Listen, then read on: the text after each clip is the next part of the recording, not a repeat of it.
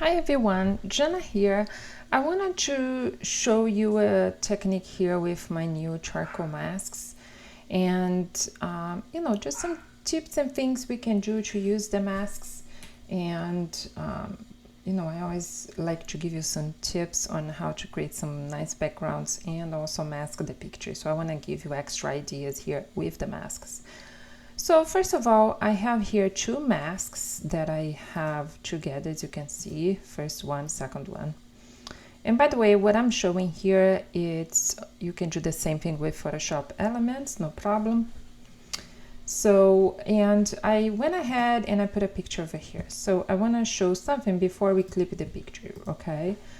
So remember that masks are clipping masks, but what I want is this picture to be in one huge masks. And I'm combining two masks because I want to get different edges here.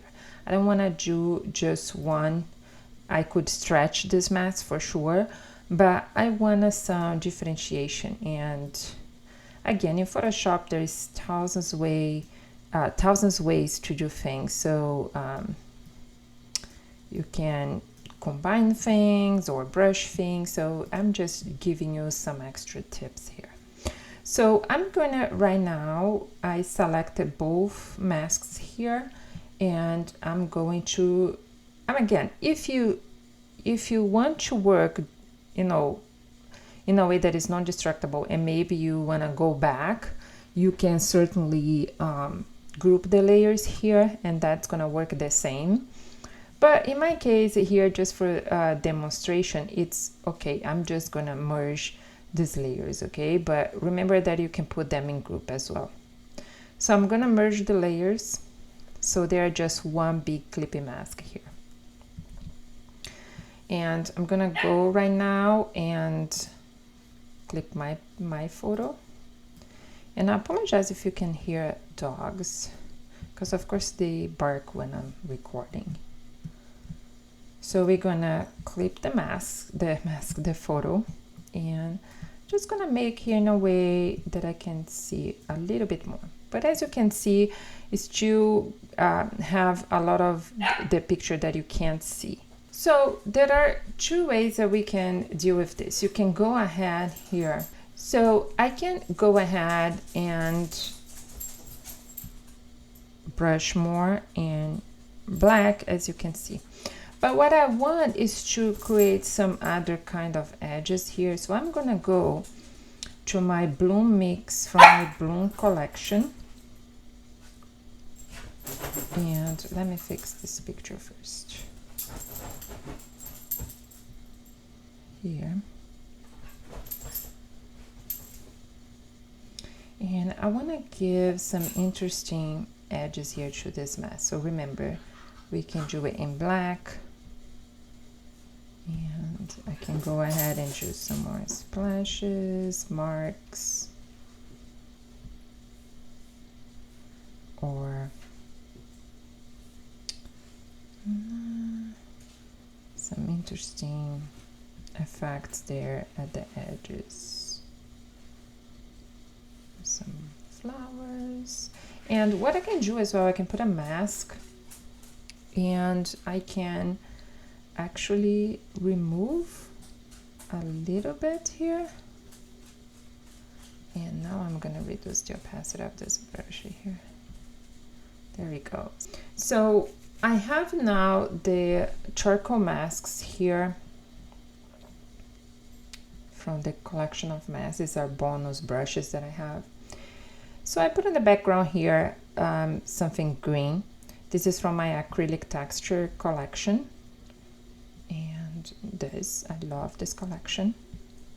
And I want to do a subtle background. So I'm gonna click on a mask. I'm gonna hide that paper. And let's choose one of the charcoal masks. Okay. And my opacity now is 73. I'm gonna reduce 10% of the flow.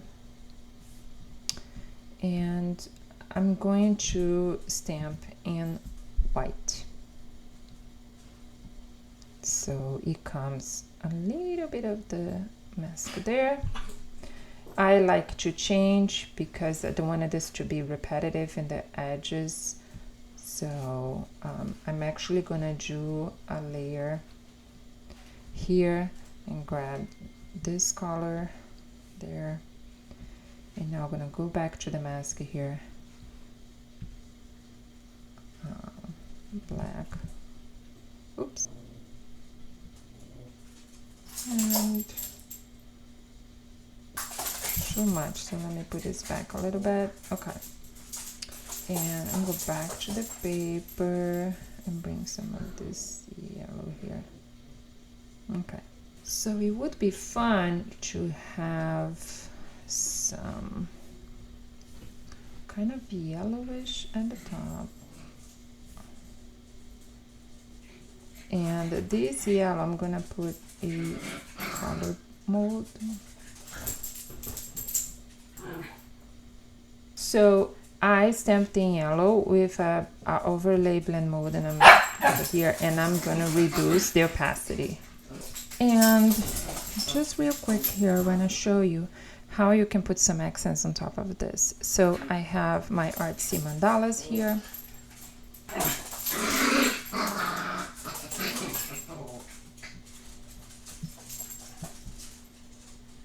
Here. You can also like use this with a blend mold, the mandala transfers. So really fun.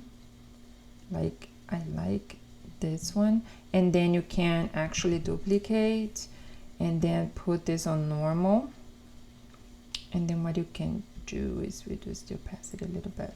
Okay, so I can go ahead, for example, here to make this show a little bit more. I can go to curves and just bump it up a little bit. I'm here on the picture layer. What you can do also, go to the green and bump it up the green. There, okay?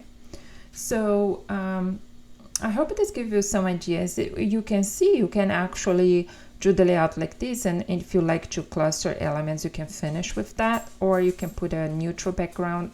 So the Bloom Collections has some watercolor papers and some basic papers, so you can for sure use that as well in the background. This one would be nice because it's kind of white, but it has a little bit of texture.